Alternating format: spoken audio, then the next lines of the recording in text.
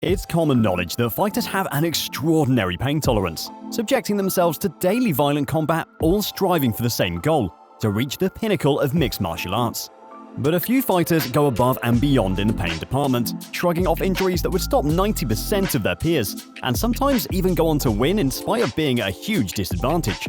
What makes some injuries even more devastating is their timing, occurring at the worst possible high-stakes moment. So today, we'll deep dive into the world of MMA, uncovering key instances where fighters had to overcome the cruel hand of fate and battle adversity within the unforgiving cage. I'm George from Fight Game Insider, and this is 10 badly timed MMA injuries.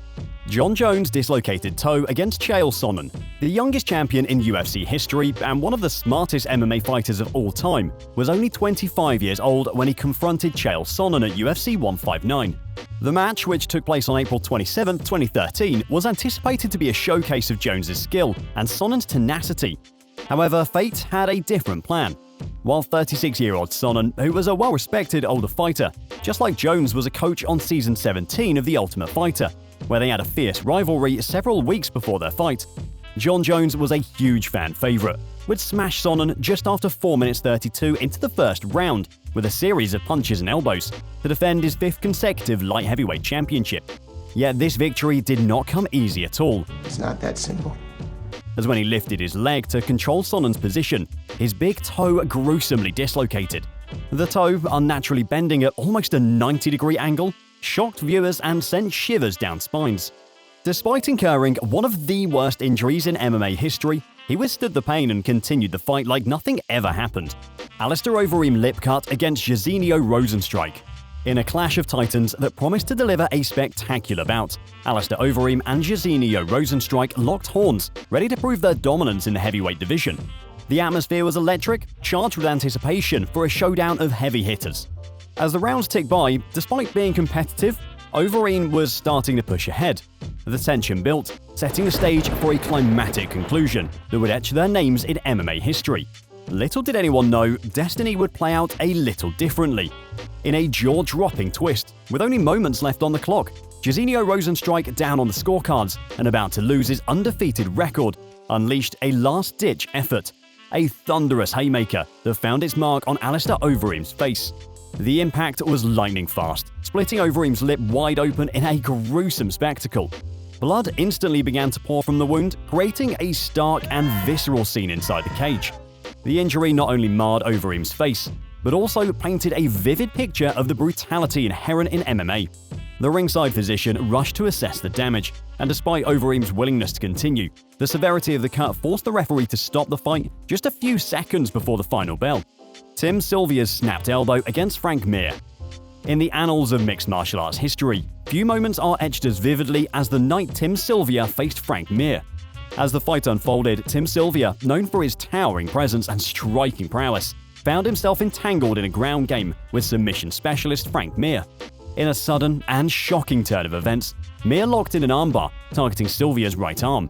The arena held its breath as Sylvia defended against the hold, but the pressure was unrelenting. Sir, can you hear me? Tell me your first name. In a heart-stopping moment, the audience witnessed the sickening snap of Sylvia's right forearm. A bone-breaking sound that sent shivers down the spines of all who heard it. Instead of begging the referee to stop the fight, he insisted that he was okay and even high-fived fans to prove it. Fortunately, referee Herb Dean was having none of it.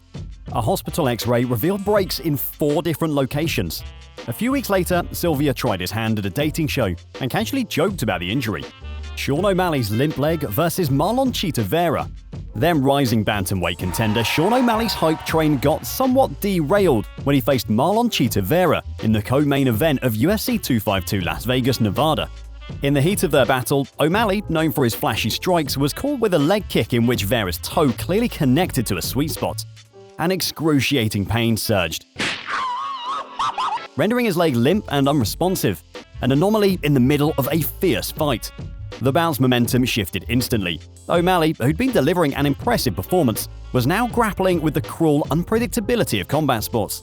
Vera, seizing the opportunity, capitalized on O'Malley's incapacitated leg. Despite O'Malley's valiant attempts to fight through the adversity, he soon fell to the ground, and Vera's onslaught proved insurmountable. This limp leg injury really highlighted the fine line between victory and misfortune in MMA. GSP's blinded eye against Jake Shields. At UFC 129, the eagerly anticipated showdown between George St. Pierre and Jake Shields took an unexpected turn. GSP, a fan-favorite fighter known for his exceptional, well-rounded skills and gritty determination, found himself facing an unforeseen challenge.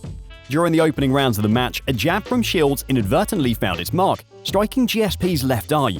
The impact left GSP with a severely damaged retina, causing his vision to blur significantly. As the match progressed, it became evident that GSP's vision was compromised, casting doubt over his ability to continue the fight at his full potential. Can't see. And guess what? GSP didn't just tough it out, he triumphed. Guess what? I back it up! I back it up! The fight went the distance, and despite his injured eye, he secured a unanimous decision victory. It was a showcase of skill, yeah, but more than that, it highlighted GSP's mental strength and ability to shine even when the odds are against him. Shane Carwin's lost the vision against Junior Dos Santos. The stage was set for two heavyweights gunning for supremacy. In the midst of an exchange, a powerful punch from Dos Santos inadvertently penetrated Carwin's eye. The impact was sudden and brutal, causing Carwin to experience a momentary loss of vision. As the referee intervened and medical personnel assessed the situation, it became evident that Carwin's vision was severely compromised. Shane Carwin revealed that he was nearly blind going into round 3, with cuts forcing blood to continuously roll over his eyes. He then went on to fake being okay when the ringside doctor examined him. I'm really fine. Carwin's rationale, given via Twitter, was that, "I knew I was in deep trouble, but I also knew that all I needed was one clean shot. Rich Franklin's broken forearm against Chuck Liddell." It was a meeting that promised fireworks, the seasoned striker Liddell against the versatile Franklin, a match that would etch their names further into MMA lore. In the midst of an epic showdown between Rich Franklin and Chuck Liddell, the fight took a cruel turn. Oh, God. Liddell's kick found its mark on Franklin's arm, causing a shocking and gruesome break. The bone jutted through the skin, leaving everyone stunned. Yet Franklin's warrior spirit shone through.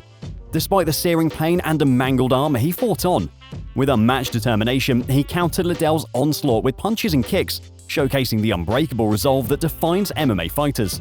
The sight was awe-inspiring. Now you've inspired me. A fighter refusing to yield, armed with nothing but sheer willpower.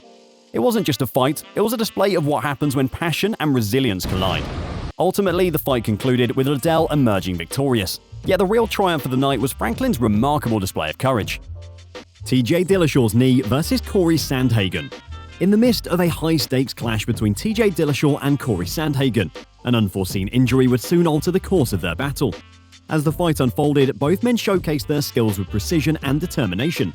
But in a series of events, Dillashaw aggressively pulled his leg out of a tangled sequence in which Sandhagen had tied him up, popping his knee in the process. The agony visible across Dillashaw's face was palpable, a testament to the immense pain that seared through his body. TJ soon switched his game plan to a more grappling-heavy approach, often pressing Corey against the fence to increase his control time enough to edge an extremely close victory. Corey Sandhagen's torn tricep in the first round versus Bob Font at UFC Nashville. Corey Sandhagen came into the octagon riding 2 consecutive wins, looking to make it 3 in a row. The stage was set for a slugfest against Rob Font, also known as being primarily a striker. The first round began with both fighters exhibiting their stand-up arsenals. However, in a brutal turn of events, Corey would suffer a torn tricep, forcing him to rapidly alter his approach. Despite the agony that surged through him, Sandhagen battled on valiantly, driven by his unyielding spirit. The crowd and fans watching at home weren't overly impressed to see the Sandman exhibit ground control for the majority of the fight, whilst not doing a great deal with it.